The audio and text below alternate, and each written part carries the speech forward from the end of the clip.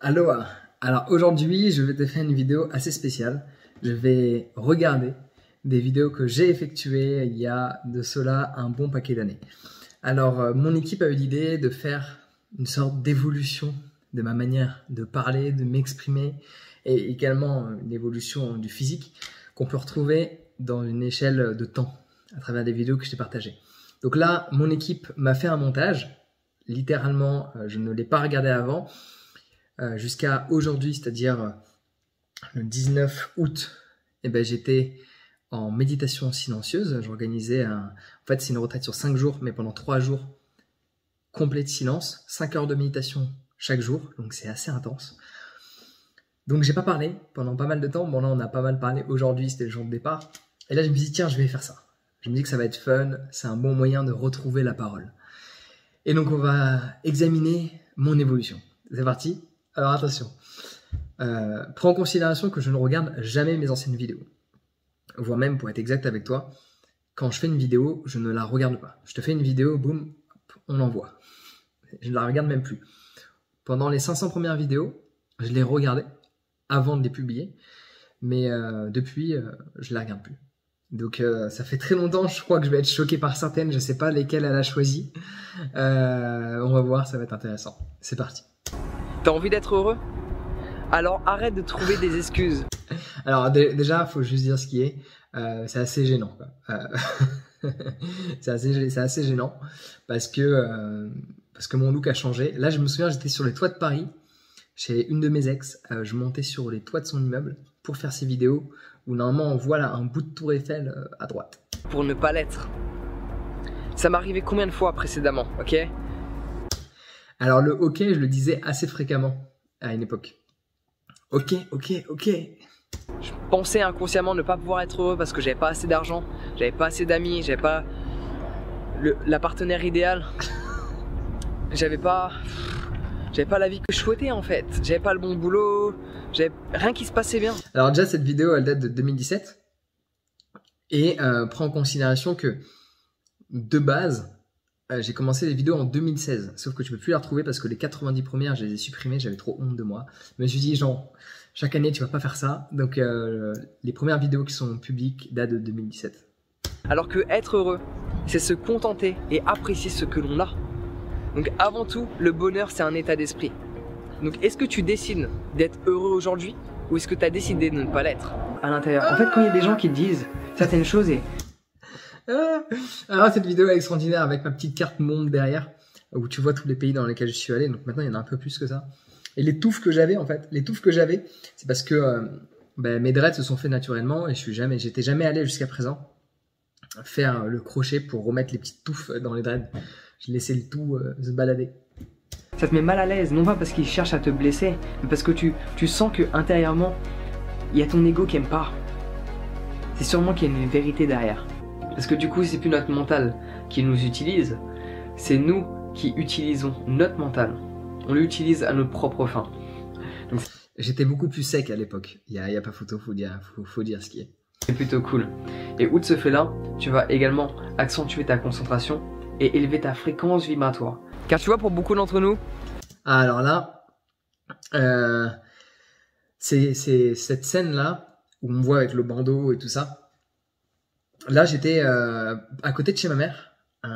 J'allais m'échapper souvent là-bas. Il y a le fleuve, la Seine, qui passe. Et je me mettais souvent là pour faire des vidéos. J'étais super inspiré. J'étais vraiment dans un environnement magnifique. On croirait même que c'est pas la France, ce décor. Quand on est face à une difficulté, on a tendance à arrêter. Car notre définition de l'échec... Tu peux quand même sentir dans ma manière de parler que je parlais souvent en anglais ou une autre langue. Parce que c'était pas forcément fluide. Parce que à cette époque-là, en 2017, je parlais plus en anglais qu'en français. Je pensais en anglais plus qu'en français. Et je lisais plus en anglais qu'en français. Et je regardais que des trucs en anglais. Donc forcément, ça se ressent dans ma manière d'articuler. Et négative. On pense que échouer, il faut pas échouer. On pense que c'est pas bien. Ma manière de voir les choses, c'est que chaque échec est un pas de plus vers la réussite. Après, un signe qui prouve que ton troisième œil n'est pas activé, ce sont, comme les gens, qui rejettent toute forme de spiritualité, car ils n'ont pas vu que c'est l'essence même de qui ils sont. Du coup, ce sont des gens qui rationalisent énormément, qui ont besoin de voir, alors qu'on vit dans un monde... Alors là, c'est intéressant. Parce que là, du coup, je vais peut-être me contredire. Dans cette partie où j'exprime justement les gens qui rejettent les spirituels sont des gens qui rationalisent beaucoup, bah, souvent les gens dans la spiritualité ne rationalisent pas assez. Et je pense, non pas être devenu Bouddha, mais avoir cette capacité de voir ce que je ne vois pas et de voir ce que je vois. Dans le sens où j'accepte la notion de spirituel, la notion subtile, mais j'accepte aussi la notion rationnelle. Et souvent dans la spiritualité d'aujourd'hui, les gens oublient l'aspect rationnel. Ils devraient faire un petit tour chez les moines bouddhistes, ça va les remettre terre à terre. Où les plus belles choses se ressentent. C'est un petit peu comme si tu branches ton téléphone, tu vas te coucher. Alors là, on est passé en 2018. Ce décor, là, j'étais au Mexique et c'est là où ma chaîne a commencé à décoller. Première fois que je suis allé au Mexique, j'étais dans une région, je sais même plus c'est quoi le nom parce que je me baladais à ce moment-là sans savoir où j'allais. Le flou de la vidéo est extraordinaire. J'étais au Mexique, Damien qui monte les vidéos me dirait Jean c'est cramé, moi je lui disais à l'époque non c'est lumineux. Décembre 2018 c'est le moment où j'ai commencé à partager une vidéo tous les jours sur YouTube. Et ma chaîne est passée en l'espace de 4-5 mois de plus ou moins 7-8 000 abonnés à 70 000. Donc c'était la folie. Décembre 2018 au Mexique. Non pardon, décembre 2017. Attends, non, décembre 2017 et l'année 2018, c'est l'année où ma chaîne a explosé en fait. Mais c'est en décembre 2017 où j'ai commencé à faire des vidéos tous les jours. Tu te réveilles le matin, tu regardes ton téléphone et tu vois 30% de batterie. Et tu te poses la question, mais qu'est-ce qui s'est passé? Je l'ai branché pourtant, je voulais qu'il y ait 100% de batterie pour que je puisse l'utiliser toute la journée.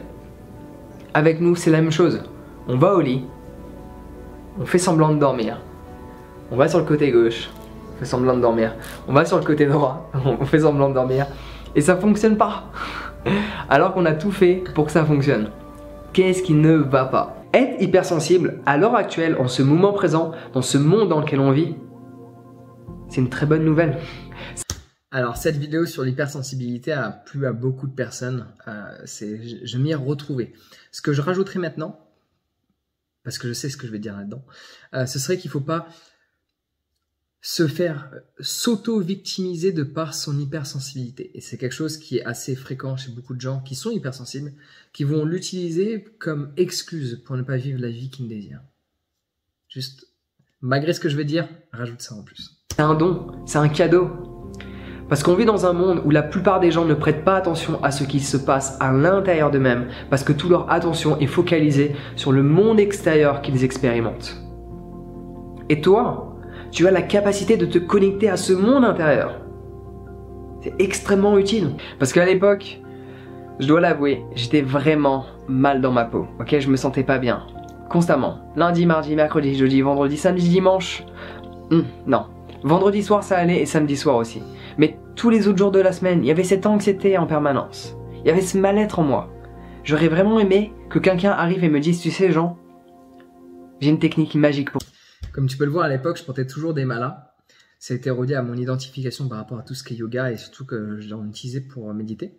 Maintenant, je le fais plus trop, mais ça peut m'arriver dans certains événements en tout cas. Donc, je vends toujours des malas. Tu vas sur mon site boutiqueyogique.com, une petite promotion là tout de suite. Toi.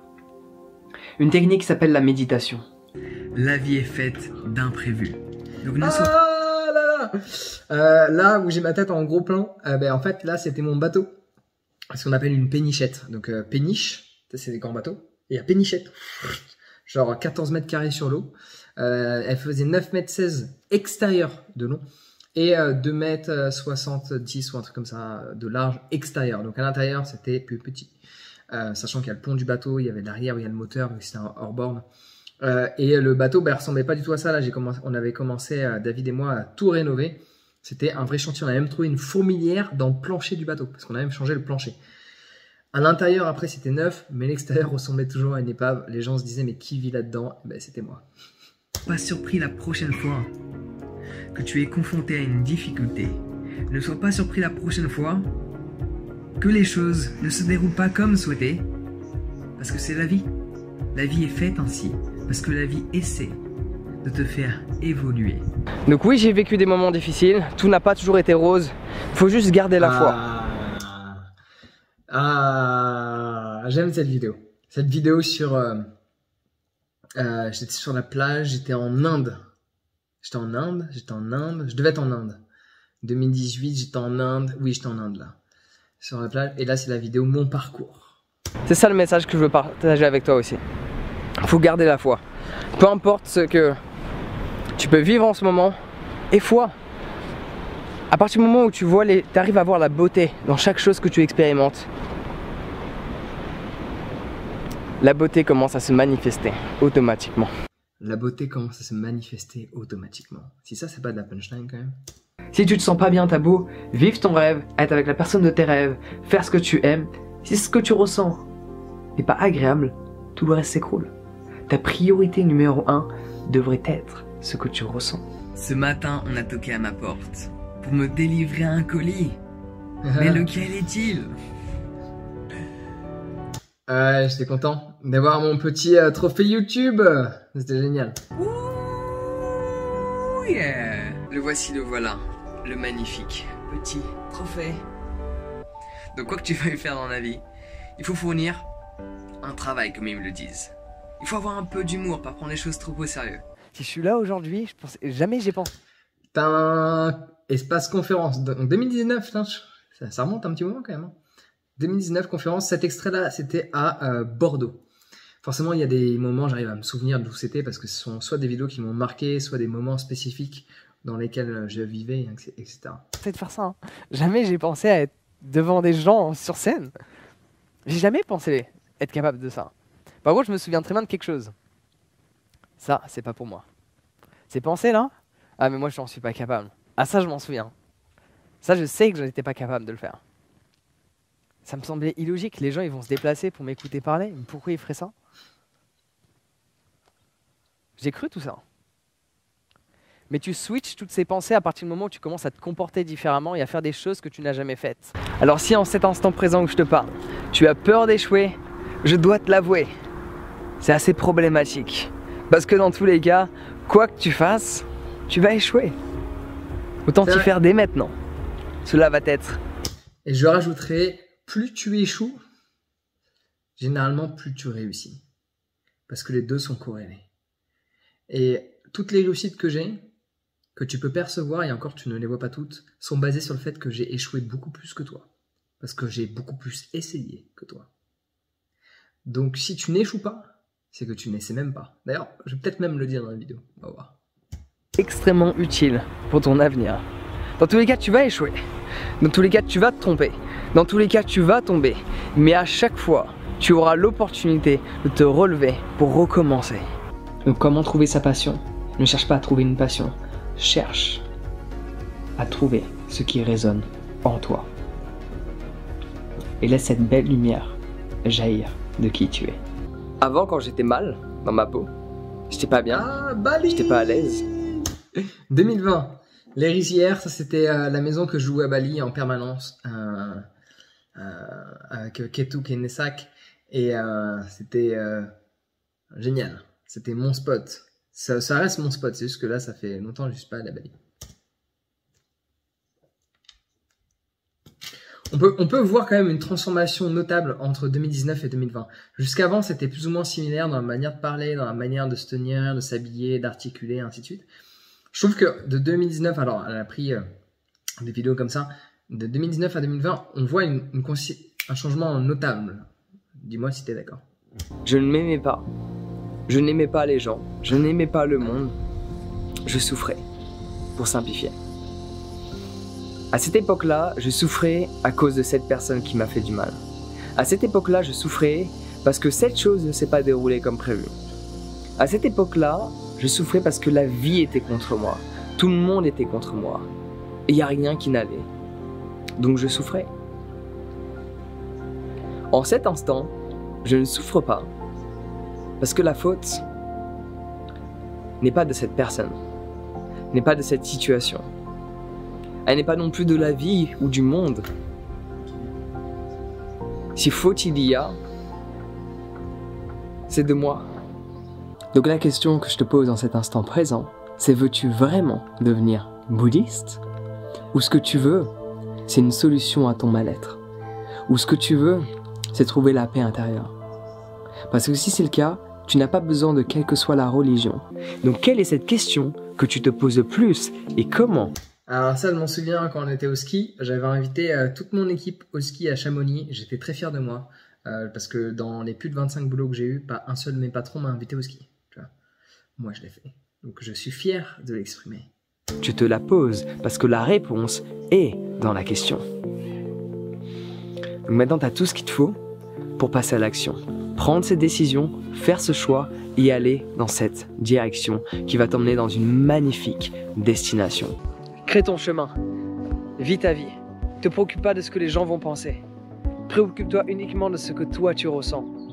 C'est le plus important. Beaucoup de personnes par exemple veulent savoir ok, quel boulot. 2021, bah là c'est le moment où je suis ici dans mon centre de yoga où on fait des événements et là j'avais fait une petite vidéo vite fait comme ça quand il a commencé à neiger en 2021, sûrement en novembre je crois, novembre ou décembre. Je dois faire, qu'est-ce que je dois faire, qu'est-ce que je dois faire je veux faire tel boulot, je veux faire tel boulot.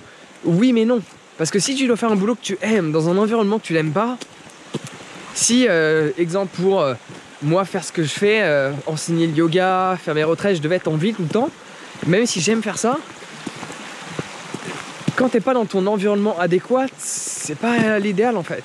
Faut être dans l'environnement qui te convient, parce que tu vis là-bas. Et au cours de la journée, tu peux avoir des pensées qui te dérangent. Et tu n'arrives pas à t'en séparer. Tu vas là-bas, les pensées sont là. Tu vas là-bas, les pensées sont là.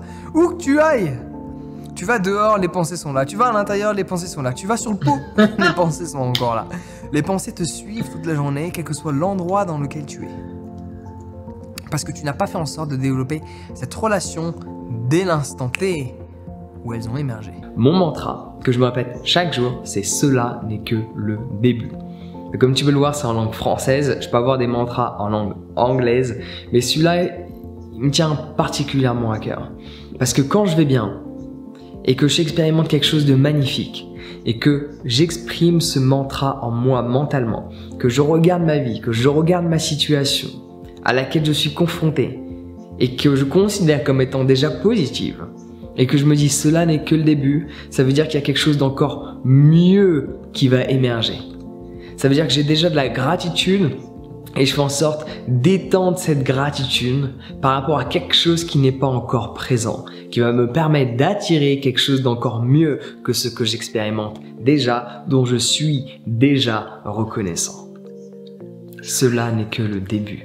Dis oui à la vie.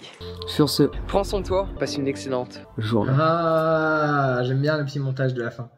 Voilà, honnêtement, c'était cool. Ça fait du bien de voir une évolution.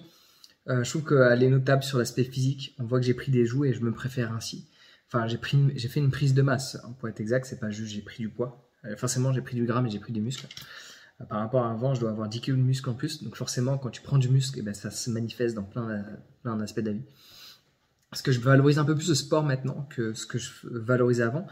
Dans l'époque où je faisais énormément de méditation, je faisais que de la méditation et du yoga, donc du coup j'étais très sec. Maintenant je fais du sport aussi. J'ai rajouté une autre corde, comment on dit ça, à mon échiquier, non ça ne fonctionne pas. Une autre corde à mon arc, ça.